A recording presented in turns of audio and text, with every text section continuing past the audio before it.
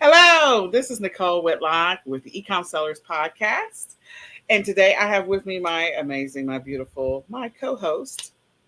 Kelly, the eCom on board. All right. And Yeah. Kelly and I come to you every Monday at 8:30 p.m. Central Standard Time. We are here to share with you e-commerce news, tips, and more. We hope that the information that we share will be a blessing to you and your business on this e-commerce journey. So, with that being said, tell a friend, share this out with someone else so that way they can come check us out on the eCom Sellers Podcast. So, Miss Kelly, how has your week been?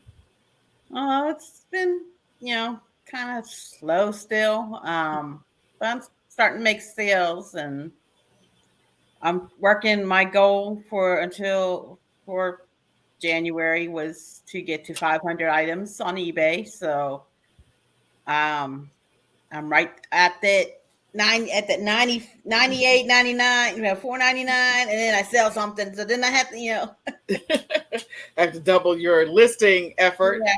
I know that life. Well, I said that I was going to finish our audit by the end of this month. So we're auditing all of the inventory in the garage, inventory that's in the storage unit, inventory that's been listed on different platforms, inventory that's down in my living room, inventory that's back behind here. So all of that is happening. And the goal was to finish by January 31st. We're not going to make it. But we're close. We're super close. So I'm hoping by the end of this week, because I still have team members coming the rest of this week, that we'll be able to knock it out and finish it off. So that's what we've got going on. Putting up a bunch of new listings and stuff like that to continue to work on getting sales. We started this week at Ecom Sellers, the ecom planning sessions. And so we've actually done several planning and accountability sessions. They're pre-recorded. Well, they're not pre-recorded, sorry. They're recorded so that those who have to work a job or whatever can attend. So we just want to encourage you all to go check it out. You can join the ecom planning Facebook group if you are ready to change the trajectory of your business in 2022. That is the goal, to get better at planning. That is the main priority of this activity, is to help people get better at their planning so that they can make better decisions. They have more time to make decisions. They can grow their business exponentially, gradually over time, and get to where they want to be in their business. So that's the goal.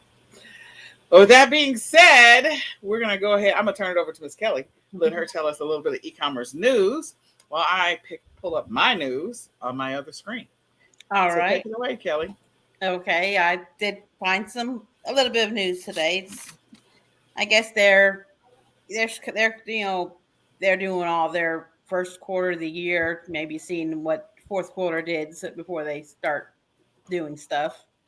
But anyway, eBay, they've made it easier to access all your information that you need for taxes, your sales and fees and tax totals. Basically, you go to your seller's hub, and up at the not the way top, but the top of the seller's hub, there's a performance tab.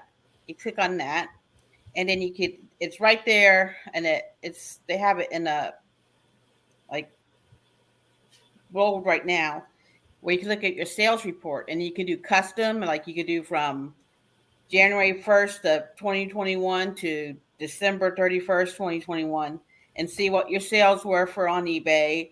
And they have all sorts of awesome. You can see like they break down each category for you to see, how you were from the year before, if you had been selling the year before.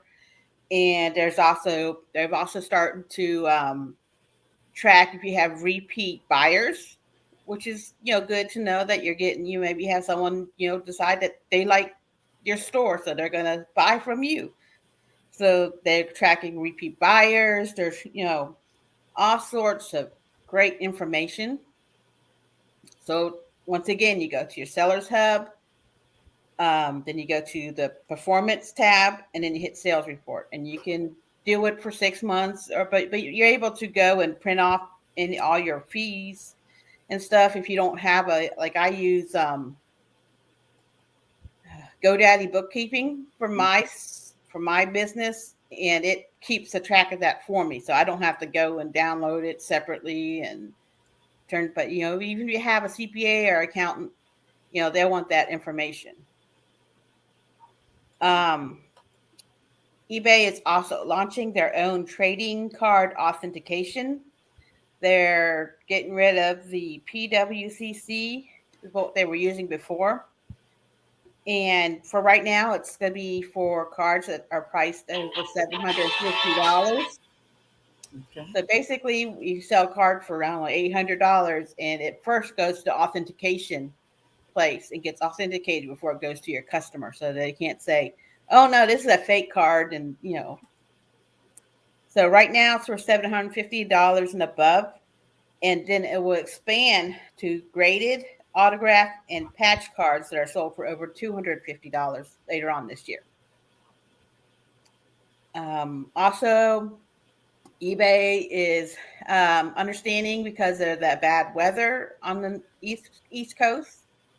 They're not going to ding the late shipments and stuff against you if you can't get out because of the storms. If your post office and everything shut down because of the storms, they're not going to ding the late shipments. If you're on that area and you do get late shipments, you can go through. I went through eBay for business when I had similar. I had we don't have snow down here. Well, not very often do we get snow, but to me it was hurricanes. Anytime we have a hurricane and everything's shut down because we have no electricity for a week, and you get dings because you sell stuff like right before the hurricane, you can't get it out.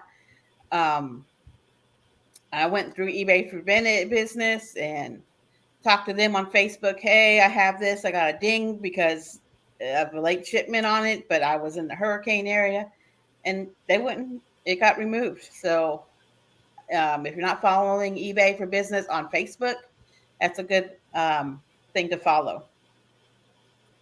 Amazon's going to be helping their foreign sellers that are selling here in the United States to comply with its return policy. They have to have a return address here in the United States to be able to sell in the United States. If they don't have that, they will connect them with a service that will help manage their returns. So that way they can still sell on Amazon US. Shipping. This is some very nice information. FedEx, I guess a couple years ago, forecasted that U.S. domestic package market would hit 100 million packages per day by 2026. But we beat that already. Now they expect the market to hit 110 million this year. 110 million packages per day. And most of that is 86% of that is eCommerce. So yeah, people are buying online. Absolutely. And one last thing, like I said, there wasn't much e-commerce news that I saw, but the feds are planning to hike the interest rates. You probably have heard about that. Likely to hit your credit cards and adjustable rate loans first. So I guess if you have credit cards for your business, make sure you keep them paid off so you don't keep on accruing more and more interest. But they said most likely it's going to hit the credit cards and adjustable rate loans first, and then we'll trickle down to other loan types. So that's the news that I have. Okay. I have a lot of news. I don't know why I have so much news, but I have a lot of news. Okay, so not that article, not that article. Just trying to make sure I get them all. Okay, so let me share my screen. Okay, there's a lot of articles here, so let me just move this over so I don't lose it. And Hopefully I got them all. All right. So much. Thanks, Kelly. I appreciate you. Mm-hmm. Share screen. There we go. It's responding now. Okay, so we're going to start with the first article. Let me hide this. So when I launch them, of course, if there's videos, they take off on their own, whatever. So I thought this is an interesting article from Wired. You know, with the pandemic, a significant number of businesses closed. Some of them were kept afloat because of all of the money that was pumped into small business, but a lot of the bigger businesses ended up getting that money. So they're saying that there's still a 20% increase over last year in new businesses. I don't know if these were businesses that maybe were shut down and revamped. I think this is a really interesting article, how they try to dive into what this is coming from or what it's stemming from. And a lot of it is, of course, you know, could be people that have quit their jobs because, you know, there's been a lot of people that have decided this is not for me. I'm not going to work for somebody. And so they quit their jobs and start their own business. But there's a 20% increase, which is pretty interesting to see what's going to happen. Since the COVID numbers are starting to slowly go down, and we're going to continue we pray that they continue to go down. I think this is going to be interesting to watch over the next couple of, actually the rest of this year, and just see what really happens with the number of businesses. Is this going to continue to be a trend? And then as they dig into those numbers, what does it really mean? Okay, so this was, I think it was a local news story, but they're talking about Trader Joe's releases a list of favorite products as chosen by customers. So this is helpful information for those people who do retail arbitrage and potentially online arbitrage and wholesale. Knowing what, like, I pay attention to these little news posts when they have them, like things to get at Trader Joe's, groceries not to get at Trader Joe's, favorite things to buy at Target. You know, I pay attention to those to see if there's anything that I can potentially do with that information. So this was published on January the 25th. If you're doing retail arbitrage, this might be a helpful information if you're trying to find your steady eddies. I refer to the steady eddies as the things that you can sell over and over again because people buy them regularly and they're regularly available, to kind of give you some regular recurring income as you sell other products. Mama, so these are probably products. Yeah, these are probably products that are showing up. Like if you're using retail arbitrage and online arbitrage sourcing tools, these may or may not be coming up on those sourcing tools, but this is an opportunity for you to go check out this article. Again, you can do a Google search. The name of the article is Trader Joe's releases list of favorite products as chosen by customers. So do something with that information if you can, because that could potentially help you get your baseline products that you sell over and over again. All right, so the Small Business Administration is announcing that they have $3 million in grants for small business and cybersecurity. Whether that applies to you and your business or not, but what that does mean is that the Small Business Administration is like continuing to get money, and grants are continuing to be available out there. So put this on your list as like maybe something that you do on a monthly basis or a bi-weekly basis, that you go out there and check to see what potential grants might be available to you. Grants are things you don't have to pay back, so that you can continue to have an influx of cash coming into your business. So I think that's always a good idea. Okay, so in TechCrunch, I think Kelly mentioned this probably a month ago, and so TechCrunch is a little slow to the game. This is published on January 25th, but they're talking about now they're authenticating trading cards worth $750 or more. So if you want to know a little bit more about that, again, check out the eBay Facebook, the blog, Kelly, and their podcast. And and then you can also, read this article. This is in TechCrunch.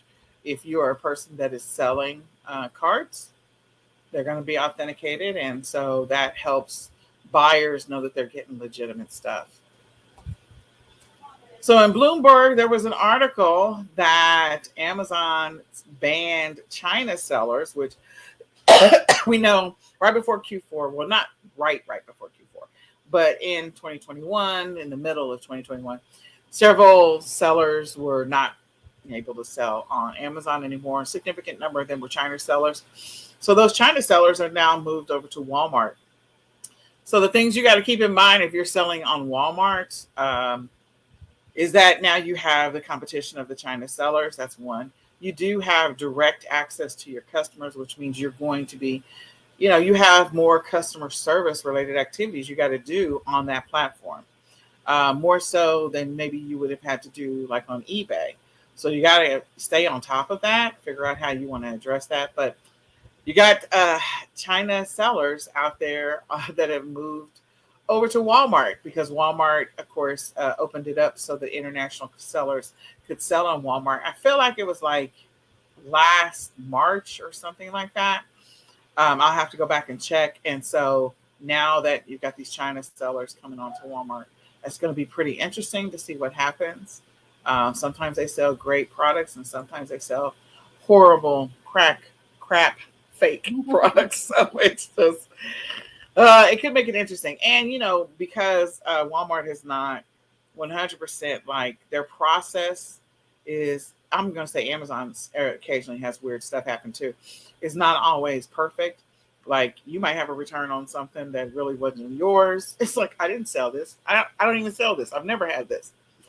Okay. So this article was, I'm in the Dallas Fort Worth area. And so I don't know if this is going to be a trend or not. But we know that several of some high-end stores are closing. And so we're not going to be able to see this article. But it has to do with Dallas, the Goodwill stores remodeling to turn the stores, like make them a little nicer high-end. And so one of the former VPs of Neiman Marcus, I believe, he has taken over the Dallas area thrift stores. And so we're going to see a lot of high-end. Now, what does that mean to you as a thrifter? Probably means you're not going to find products that have reasonable prices, like the prices might be a little higher than what's expected. It also could mean that he may be able to get a hold of some of these stores that are closing, like Macy's is closing several stores, different stores that are closing, and get access to some products that are like brand spanking new. So, check out your area, see what's happening in your thrift stores. Thrift stores are a great way to find products that you can resell for a higher price on several different platforms. And, so sometimes you find some gems. Kelly's found a whole bunch of gems at thrift stores. And, as people are needing to make some money, like they may be selling their things to thrift stores because they need cash to be able to pay the lights or water or get food or whatever. Because again, remember, there's a bunch of people that have quit their jobs. So they are looking at alternative ways of making money. They're probably cleaning out their house and trying to reduce some of their expenses and some of the stuff that they have, the material goods that they have. So Shopify is entering the NFT universe.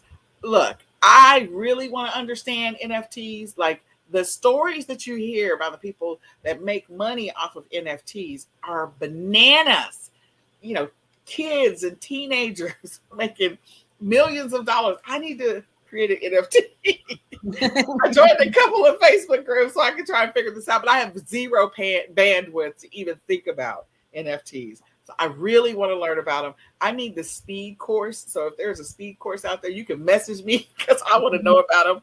But Shopify is entering that and allowing people, like if you want to sell, this article is in Medium. It was from last December. And I don't know how I missed it. But anyway, I think that this is pretty interesting. So we'll see. And then going back to, stuff that's being sold at thrift stores. So I think this is really interesting. They're saying Amazon launched a store. I don't know that Amazon launched a store. There's probably a couple of sellers that launched some stores to help people that want to live tiny or, live in a tiny house. So there's a tiny house movement that's been continuing to gain traction over the last 3 years. Like it was gaining traction probably last 5 years. It was gaining traction before COVID hit. And then when COVID hit, a bunch of people decided they were going to downsize and sell their stuff and blah, blah, blah. So a lot of that stuff sometimes is going to pawn shops and it's going to thrift stores and all sorts of stuff just to get rid of it and get some extra cash for them. But this may be a thing for some of you, looking at selling things that work in a smaller place, smaller space. So space saving furniture. If you're a person that has some wholesale accounts, this is a thing. This is definitely a thing. This tiny house movement is not going away. People are downsizing, and so if if you have a wholesale account for furniture, this is probably a thing you can do. But this is in on People magazine, so I thought that was a pretty interesting article. Then let me just see. Okay. So inside Marketplace Pulse, they were talking about, and I didn't go through 100% of this article, but they're saying that Amazon Live is embarrassing. Okay. I don't know. I think that Amazon Live is starting to get more traction than it did when it first came out. Because a lot of people, when I go to Amazon.com to buy my own stuff, I'm not thinking about Amazon Live. I don't care if it's on the front page. I'm going to go get my stuff and I'm getting off of Amazon. Because much like going to the regular Walmart or grocery store or whatever, if you stay in there too long, you're going to keep adding stuff to your cart. So I got to get out of there. So I don't ever watch. I mean, do you watch Amazon Lives, Kelly? I don't even know where to go to look at Amazon Live. See? So anyway, I think this is an interesting article. You might want to go check it out.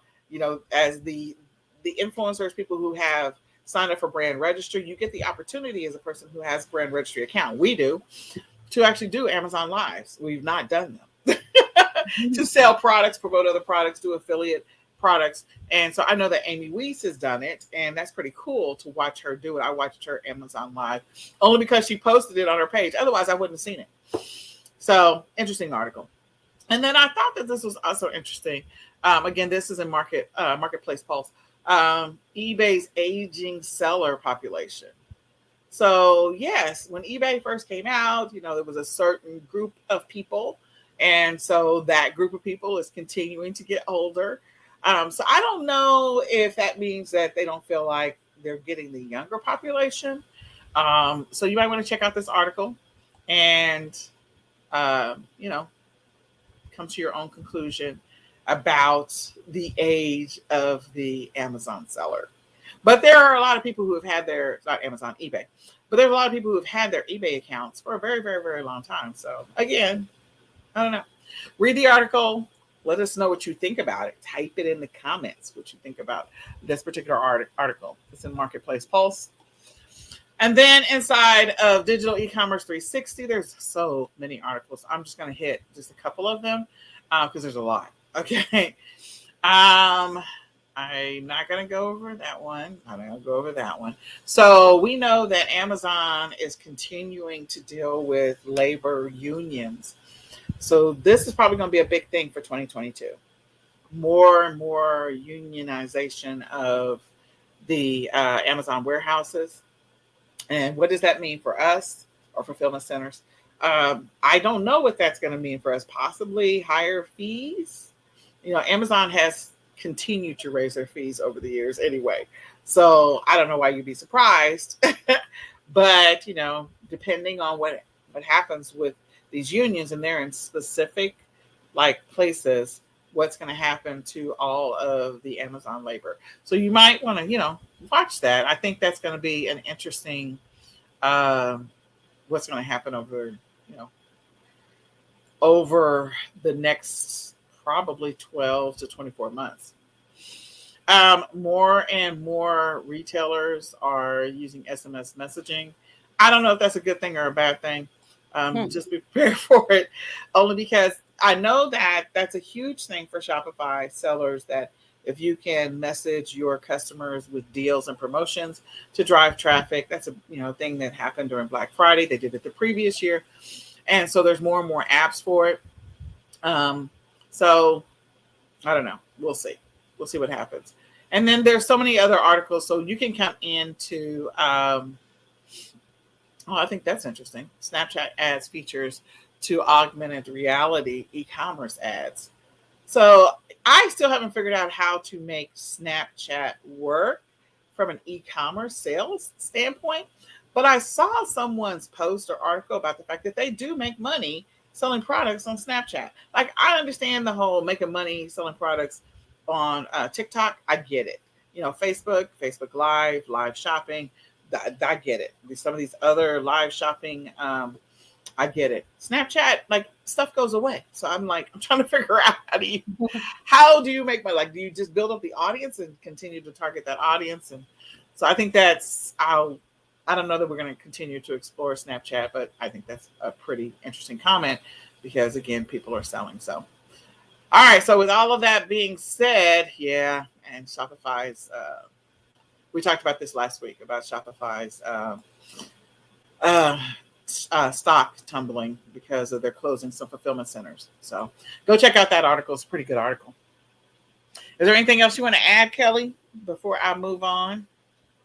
Not that I can think of, no. All right.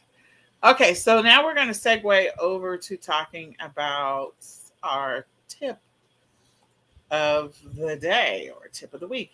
So in our eCom Sellers podcast, we talk about e-commerce news, tips, and more.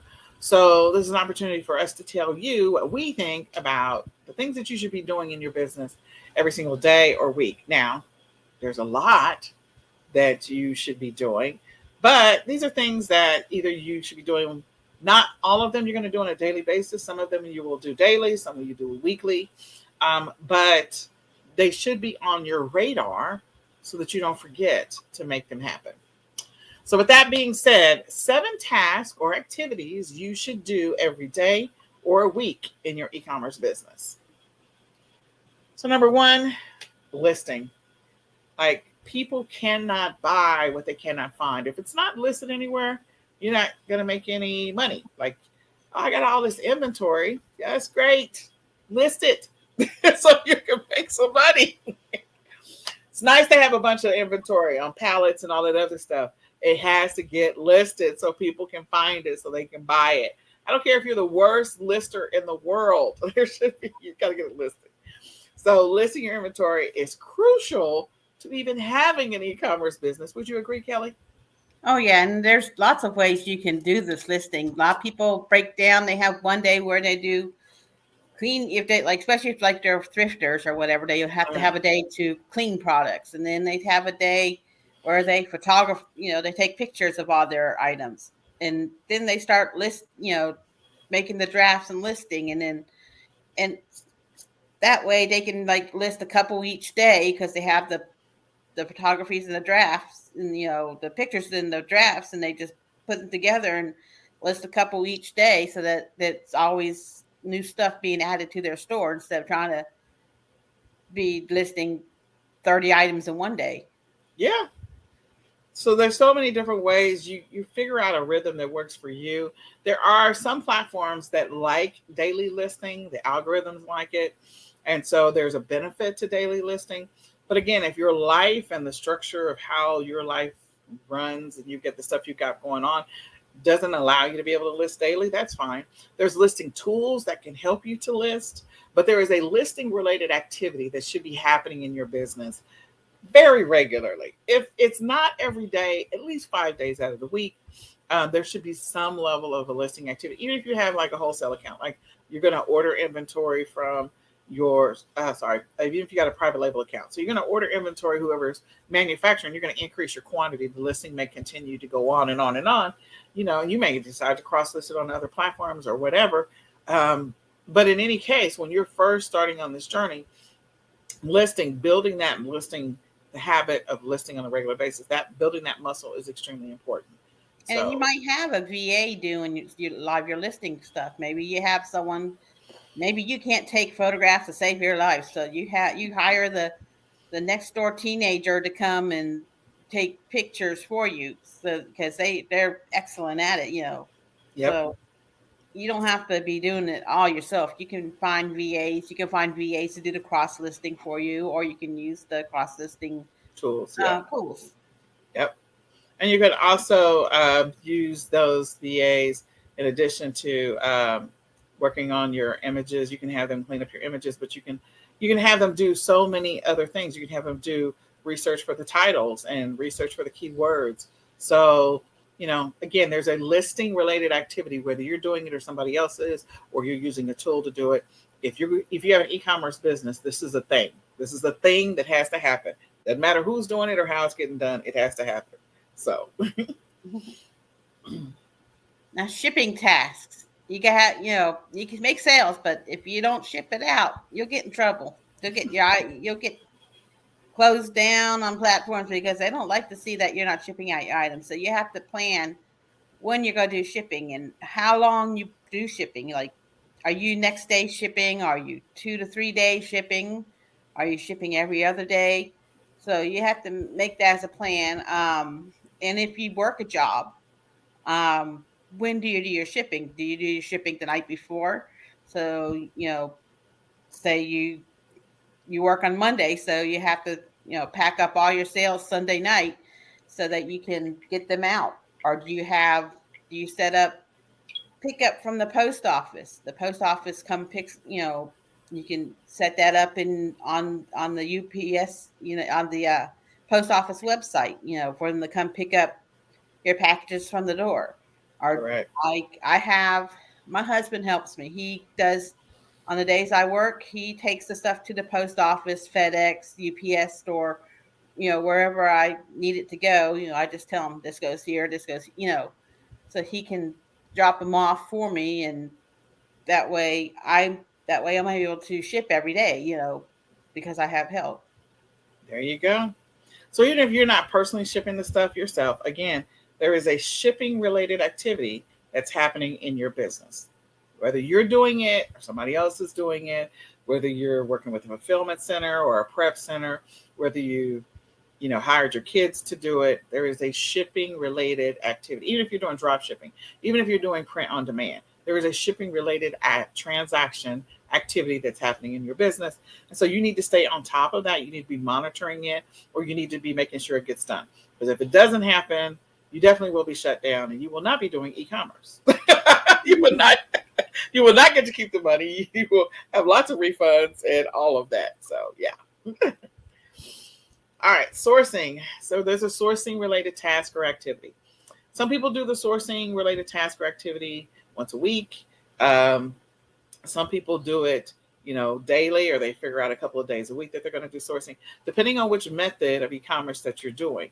So that sourcing can be figuring out if you're doing print on demand, what the print on demand listings that you're going to do research on, which research and sourcing slightly different, but again, it's still an activity. So you've got to figure out which print on demand suppliers you're going to be working with.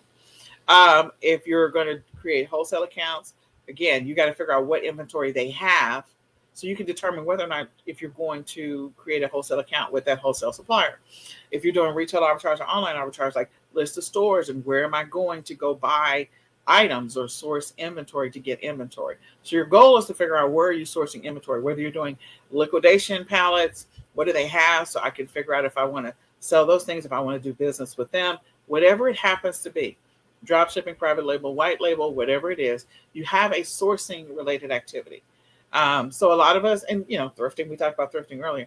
So, a lot of us started off retail arbitrage, online arbitrage, and then kind of moved on to, or still doing, you might have some retail and online arbitrage happening, some thrifting happening, some drop shipping happening, some print on demand happening, some private label or white label happening. Like you could be doing a myriad of different things.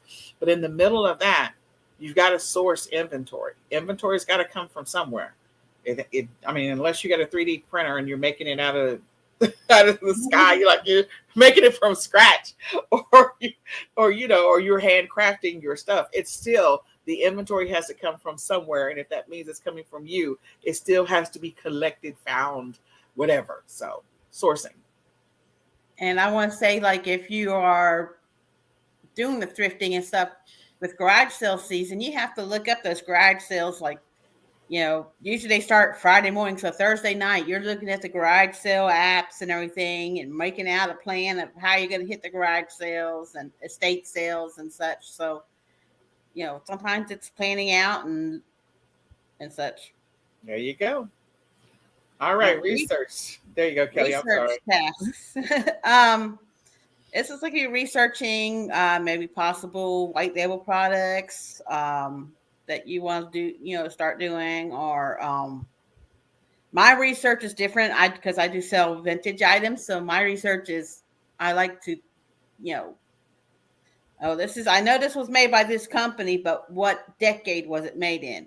Or, this is a vintage, Ralph Lauren polo shirt, but I have to look at the tag and have to find what decade it was made in so I can know where to price it.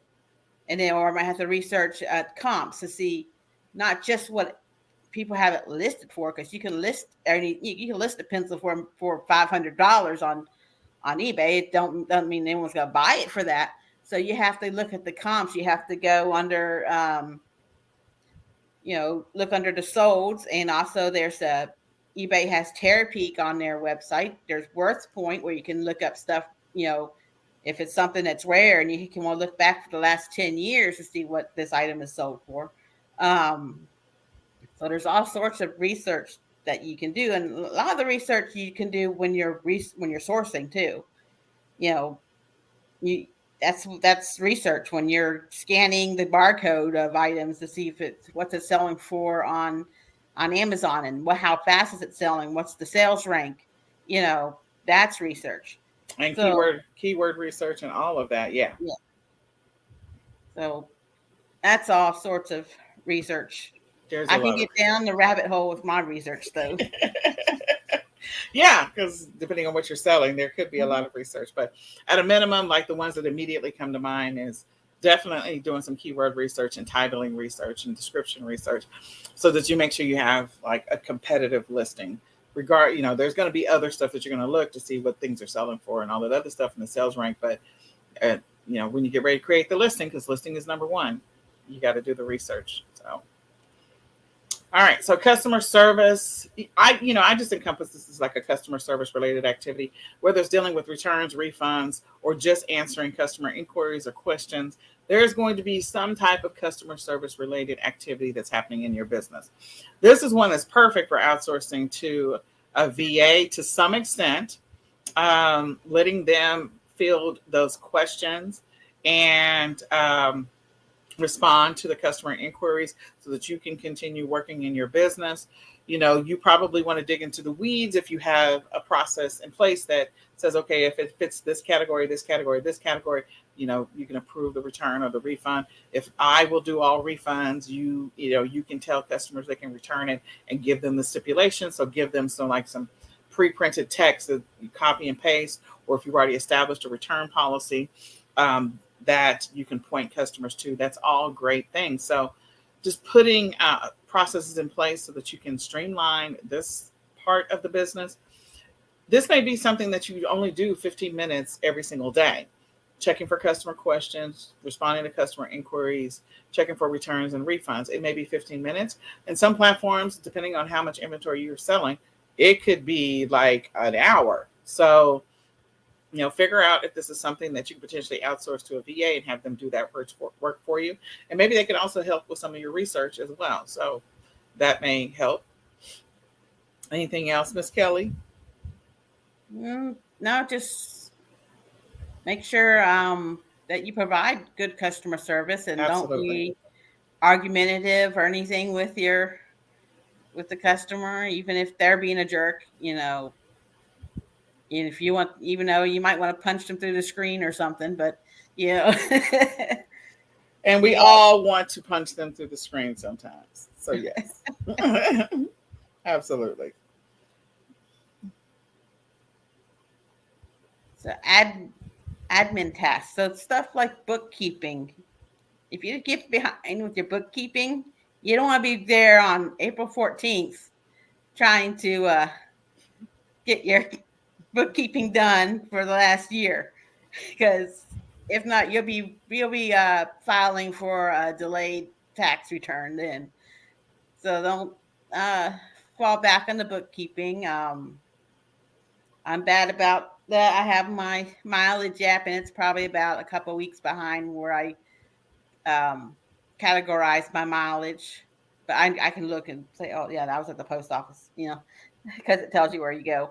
But You got to keep up your bookkeeping, keep up with your spreadsheets, that kind of such. If you have VAs and stuff, you have to make sure that they're doing what your tasks you have assigned them. Yep.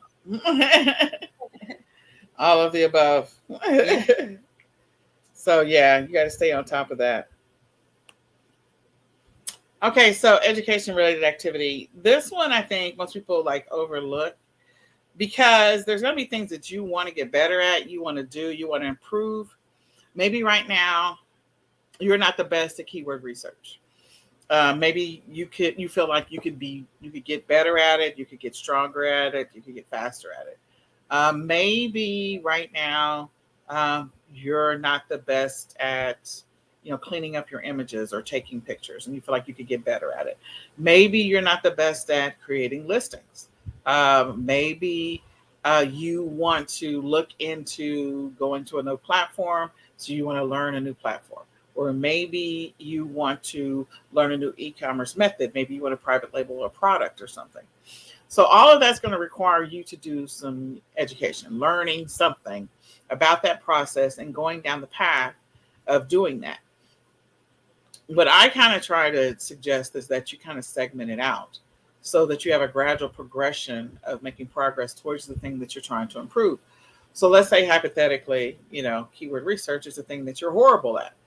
So what you would do is maybe segment out 30 minutes, maybe every Sunday, to do a little bit of learning on keyword research. Well, 30 minutes every single week for a month is 2 hours. At the end of a quarter, that's 8 hours worth of learning about keyword research over a period of time. We don't want to impact what you're already doing right now. We want you to continue to do things to get your listings up and to make money. But what you should start to see is that gradually you're going to get better at creating your listings or doing the research around keyword research over that 3-month period if you whittle away at it 30 minutes a week, or work at it 30 minutes a week. Same thing with you want to private label a product. So maybe you don't want to just sit down and just private label a product. You need to go do some research. You need to figure out what the market demand is. You need to figure out what manufacturers. You need to find out what specs they need. There's all this stuff you got to do with all the legal stuff. And so doing all of that at one setting, that's not something that's going to happen. Anybody that does private label is going to tell you it's a process. So you need to learn aspects of the process and then execute on those things while still keeping your business going. So keeping the plates in the air, continuing to do this stuff. So if you have some segmented time where you can learn about the things that you want to implement over time or change or improve over time, then you should start to see an improvement. Give yourself like a window in which you want to see that improvement happen, whether it's 30 days, 90 days, 6 months. My goal is to always try all the things that you want to improve, do those things January to September, so that you are at a place where you feel like you're going to have a better Q4 because of the time that you invested January through December, whether it's 30 minutes at a time every week or an hour at a time every single week. You will gradually get to that place where you're like, oh, I'm better at ads. I'm better at this. I know how to do print on demand. So I'm better at print on demand. Like when you first start something like riding a bike, you're horrible at it when you first start and you make mistakes and you have learnings along the way. But again, gradual progression. So is there anything you want to add to that, Ms. Kelly? Well, since I do a lot of thrifting, my education changes because what is selling changes. So I watch a lot of videos of other sellers on YouTube to see what they're selling, to see what the trends are. Yeah. That's my kind of and plus I learn how to what about other products. Like this year I'm wanting to start learning about jewelry. So I've been watching a couple of sellers who do sell jewelry, so I can kind of see what to look for while I'm at the state sales and such. Yeah. So that's, again, putting together a strategy and a plan to be able to do that. I think that's always going to help you to get the results that you're trying to get long term, bigger picture, especially if you're trying to grow your business.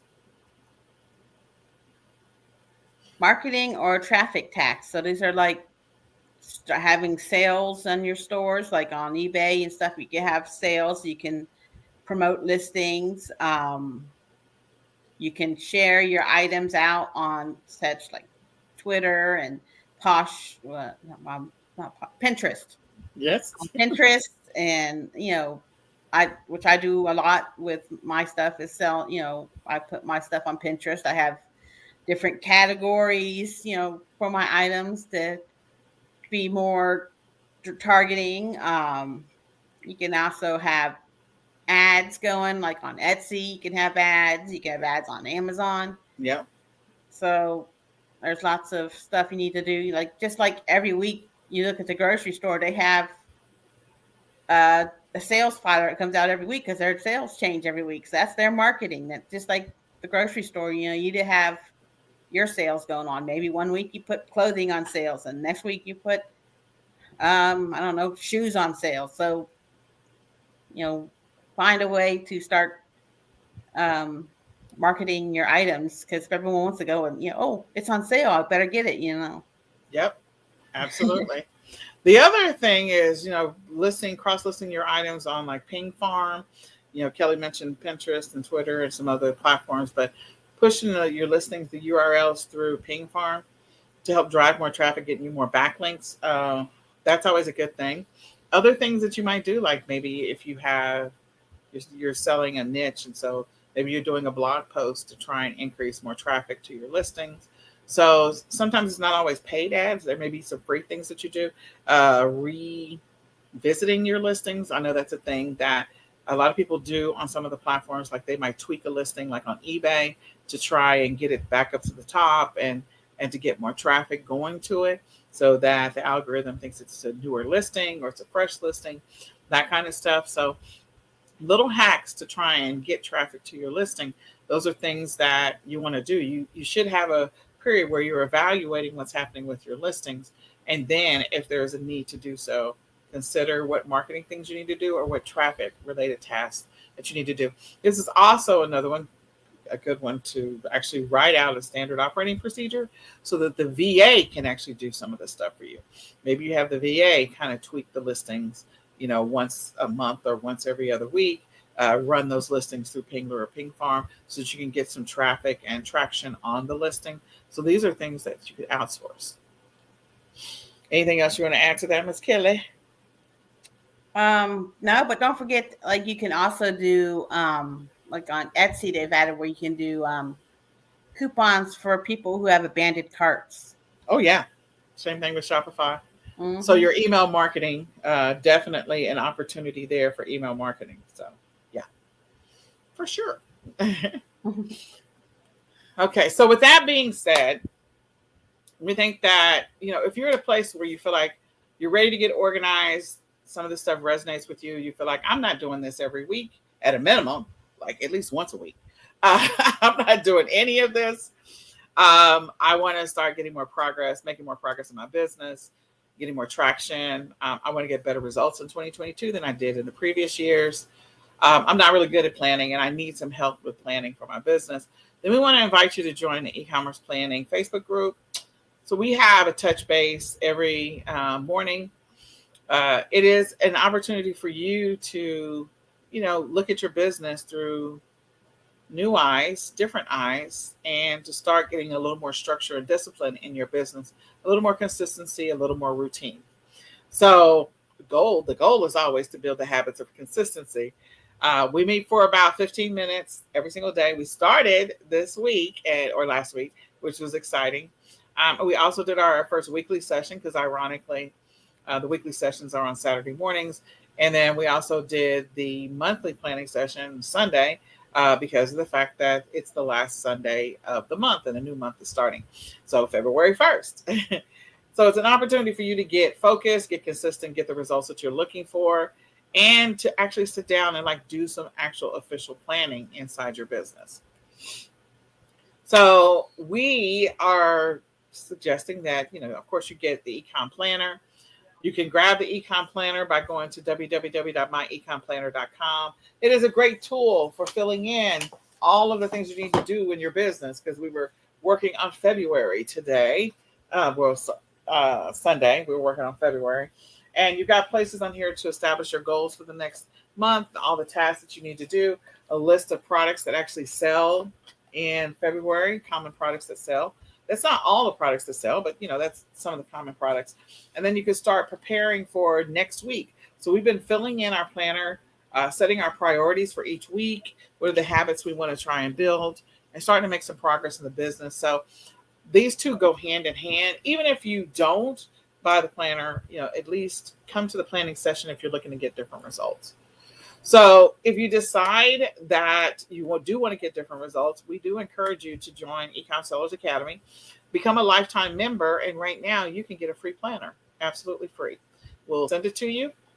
So if you sign up for the lifetime membership right now, go to www.ecomsellersacademy.com, sign up for the lifetime membership, and we will ship you an eCom planner absolutely free to you.